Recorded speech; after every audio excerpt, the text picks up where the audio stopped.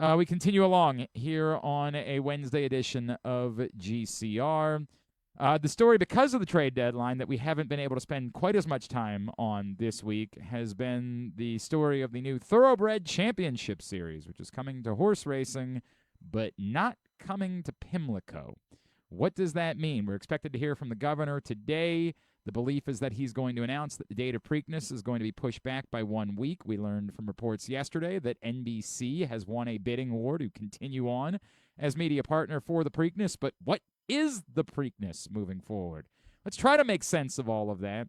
Joining us now from NBC, man that we always have turned to talk horse racing over the years, we welcome back Randy Moss to the program.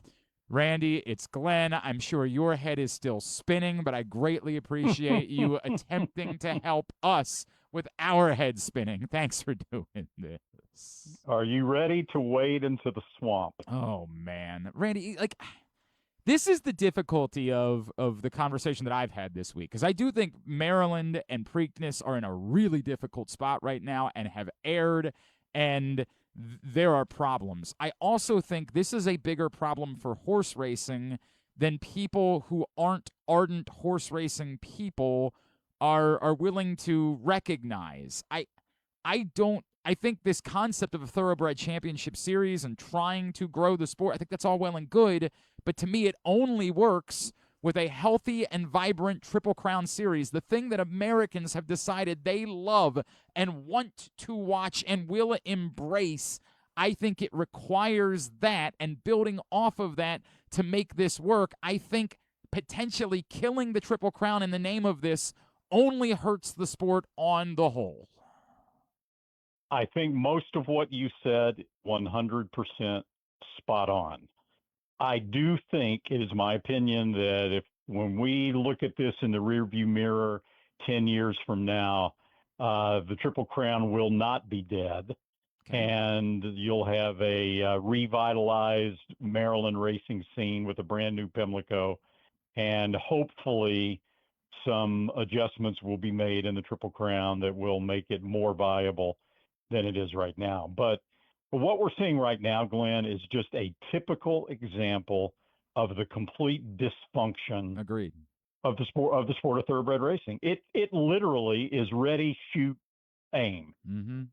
You know, I mean, and a lot of people in horse racing are drawing a direct line between the decision by Maryland to exercise its option to keep the intellectual property rights. Yeah. Rather than letting Churchill Downs have them, as a reason why Churchill Downs is part of this effort right now to exclude the Preakness from the new series. I don't know that to be true. It certainly looks that way. It may be right. But on the other side of the equation is the New York Racing Association part of it. And this is where it really, really gets petty. Okay? NYRA and Fox, and I don't know who exactly is driving the boat there. Maybe it's both, maybe it's one, maybe it's the other. But they had been communicating as part of the negotiation for a new TV deal with Maryland and fully understood that Maryland's desire was to move the Preakness stakes. Mm-hmm. Okay. Now, Maryland would rather have Preakness 4 weeks after the Kentucky Derby. Yep. That would be the best avenue for a vibrant Triple Crown, and then maybe have the Belmont Stakes 4 weeks later. But Maryland also knew that New York didn't want to do that. And so Maryland just basically extended an olive branch to New York and said, okay, look, we'll move the Preakness 1 week to 3 weeks. And New York and Fox, mainly the New York Racing Association, publicly said, David O'Rourke publicly said, they would be willing to move the Belmont Stakes, but only by 1 week. Okay, so then 3 weeks was the plan that looked like it was going to come to fruition. And NYRA and Fox expected to get the TV contract, and the table was completely set. All the plates were laid out. The silverware was ready. 3 weeks to the Preakness, 3 weeks to the Belmont. And then what happens? Last week, NBC gets the rights renewed to the Preakness Stakes rather than Fox. Okay, now follow me here. NYRA knew that the announcement was going to come today, that the Preakness Stakes was going to NBC and that the Preakness Stakes was going to be 3 weeks after the Kentucky Derby. So what does NYRA do? NYRA comes out and rushes its own press release to be released on Monday of this new series, excluding the Preakness, which is bad enough. Mm-hmm. But then also, if you notice in the press release, only one specific date was mentioned in the entire press release. Mm-hmm. And it was that the 2027 Belmont would be run on June 5th. Yep. Not moving. No movement at all. Yep. No movement at all. Knowing what the Preakness was going to do. And the reason why they wanted to make sure and get that press conference scheduled for Monday is that they want the public to believe, hey, we haven't done anything to the Triple Crown. We're keeping the Triple Crown as is. And then they can come back after today and say, whoa, look what Maryland has done. Maryland has moved the Preakness Stakes. They're trying to blow up the Triple Crown. It's not us. It's not us. It's Maryland, which is completely disingenuous, completely bogus, and is just unbelievably petty. Wow. And I really hope that clearer heads will prevail ultimately, and that this can be rethought, perhaps. Maybe Churchill, I don't know about Churchill, but NYRA and Fox just want to take the Preakness behind the woodshed for 1 year, and then they're going to bring them back into the series. They have said that they are, that this is just a starting point, that they're willing to add more races and more tracks in the future. But boy, this is just not a good look for thoroughbred racing. Yeah, it's an awful look for thoroughbred racing. Randy, I guess it's twofold, because I hear what you're saying, and there's going to be a Preakness next year, and NBC obviously is willing to spend good money on it, and we saw that even ratings for a Preakness with a dilapidated field and at a different track are still, this is, America loves these races and is going to watch. I guess the question becomes, if they're not, if for whatever reason New York is being bullheaded, what does Maryland do? Do they just hope for the best and hope that they get Derby runners, and or do they have to, maybe they got to do something dramatic? They've got to out NYRA and say, all right, well then, we'll I tell you what, we'll move the Preakness and we'll be the third leg of the Triple Crown now. Like what? That I've heard that discussed. Okay. But I'll tell you this: Maryland has made quite an investment in thoroughbred racing. It's got to work. Has made quite an investment in Pimlico. It's made quite an investment in the Preakness Stakes, in a revitalized Laurel as a training center. They spent a lot, $85 million for the intellectual property rights, right? A lot of investment. Maryland's not just going to take this laying down, I promise you. They can play cards as well. You know, they can say, okay, we'll give let's say a $2 million bonus to when the Kentucky Derby winner comes back and runs in the Preakness.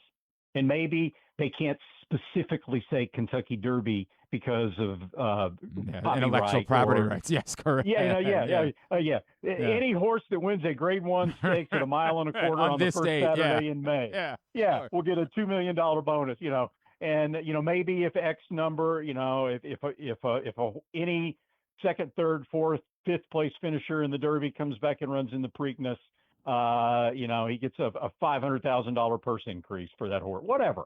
They have cards to play, and moving the Preakness might be another card. But Maryland's not just going to take this laying down. Like I said yesterday, the first thing I do is I just try to go back to Churchill and say, you know what? I tell you what, we're going to change the calendar completely. We're going to be the first leg of the Triple Crown now. Like we're gonna completely, if that's what it is, if this is just being vindictive about the fact that we bought the IP rights, like we got, and I'm not trying to, would that work? I understand there's a qualifying system. I understand that everything, but you have to get people back to the table somehow. I think what you said here. Go ahead. Go ahead. Randy, I think what you said is the truth. Once upon a time, European soccer announced a super league. It never came to fruition, right? Like somehow cooler heads prevailed. Now that involved a fan revolt that I don't think is going to happen here. But I somehow this has got to be okay, we announced something and it got a lot of attention, but now the adults all have to go into the room. We have to figure this out instead of just taking a blowtorch to a sport that a lot of people care about. Yeah, and this league can be fine. It can be okay. Although leagues have been tried in the past in horse racing and didn't work very well. Anything that creates more public interest in the sport is great, but the Preakness needs to be included. You can't do that to the exclusion of the Triple Crown, which is by far and away the most valuable commodity by far in the sport of horse racing. And then you've got the Breeders' Cup after that. If I'll tell you what I would do, if I were Pimlico, if I were Maryland Jockey Club, state of Maryland right now, and Churchill and especially NYRA are completely intransigent about this, and NYRA is completely intransigent, and Fox about the date of the Belmont Stakes, okay? I would say, all right, fine. You keep the Belmont at June the 5th. We're going to run the Preakness Stakes a week before that. We're going to run the Preakness Stakes 4 weeks after the Kentucky Derby. It's what the trainers want, and we'll let the trainers decide. We'll make the purse of the Preakness equal to the purse of the Belmont, which I think is going to be part of the plan. We'll give a bonus to horses from the Kentucky Derby, especially the winner, coming back to run in the Preakness.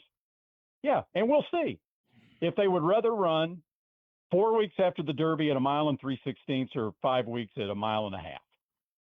And Bob Baffert, by the way, has already come out to say, "Hey, I love the series, but I love the Preakness, I love the Triple Crown, and I would be surprised if other trainers might take the same approach." Well, that's the part that I would worry about, right? Like the way that some trainers in particular have spoken about it, and I get it. Like some of this is on inaction in Maryland and how bad they allowed this to get before finally fixing things. But would other trainers say, no, we still care about this, or is the potential money of this Thoroughbred Championship Series enough for them to say, sorry, that's what we're going to do, love you, would like to be there, but we just can't? Well, again, the series is all well and good, and I hope it works, and I hope it draws more eyeballs to the sport. But you're talking about a 6-race series, okay, which is not going to be an easy thing to win. Yeah. Multiple races with the point series, with a point total. And you're talking about $5 million, not to the winner, but spread out over the top 5 or 6 finishers in the point system. Now, compare that to the value of a Triple Crown winner. Mm-hmm. Okay? There's really no comparison. This series is not the Triple Crown, and it's not going to be the Triple Crown. And I know there are a lot of people, especially in the Park Heights area, but everywhere in Maryland, that are really upset about this. And I've seen all the headlines, the death knell of the Triple Crown, the death knell of the Preakness. I would just pump the brakes on that a little bit. I think there's still a lot more that's left to be written about this, that's left to be seen about this. And maybe I'm being Pollyannish, but I think ultimately saner heads will prevail. The Triple Crown is too important. That is the sport. That is the sport. And oh, by the way, to piggyback on something you just said a minute ago, Maryland's tried to fix this. Right. Repeatedly. Right. Repeatedly, Maryland has gone to New York and has said, we need to change the dates of the Preakness Stakes and the Belmont Stakes. This is not working. And New York has repeatedly declined. And a few years ago, when First Racing still controlled, Belinda Stronach still controlled Laurel and Pimlico, David O'Rourke, the CEO of the New York Racing Association, expressly told First Racing, I understand that this is not working for you. I am willing to sit down and talk to you about moving the Belmont Stakes. Let's wait until after Belmont Park, the new Belmont Park gets built. Let's wait until after we get through the Belmont Stakes at Saratoga. We get all that behind us. Then we'll sit down with you and we'll talk about a way to make the Triple Crown work for everybody. Hmm. And now what happens? They're not So interested. Maryland's tried. Yeah. Maryland's tried. Is the NBC element, like the fact that NBC and Fox are going to work together on this series would suggest that there's at least some amount of working together, right? Like, is that what's necessary now? Like, hey, we know you wanted the Preakness and you're mad that you lost it, but if we're going to be partners, you're going to have to be better partners than this. Well, it's NBC and Fox are working together in a press release. Yeah. Yeah, that's right. Okay. I mean, Churchill and NBC have a strong relationship.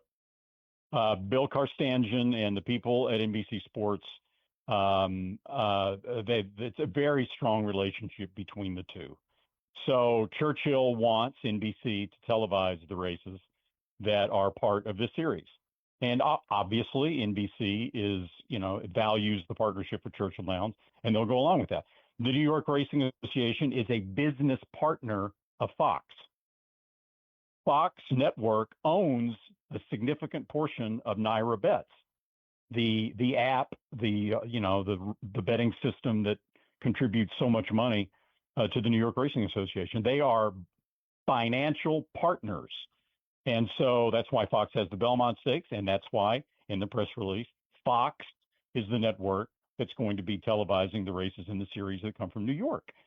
So as far as, cooperation or collaboration between NBC and Fox, yeah, they're both networks that are going to be part of the new series, but it's not like they've, sat down at a table and said, okay, how can we work together on this? At least not yet. Hopefully at some point. Hopefully that conversation comes. Randy Moss, always appreciate you, sir. We'll be in touch. Looking forward to hearing how this plays out in the next couple of weeks. Thank you for taking the time for us, my friend. Yeah, sorry we waded into the swamp there, but hopefully things will be brighter in the near future. Thank you, brother.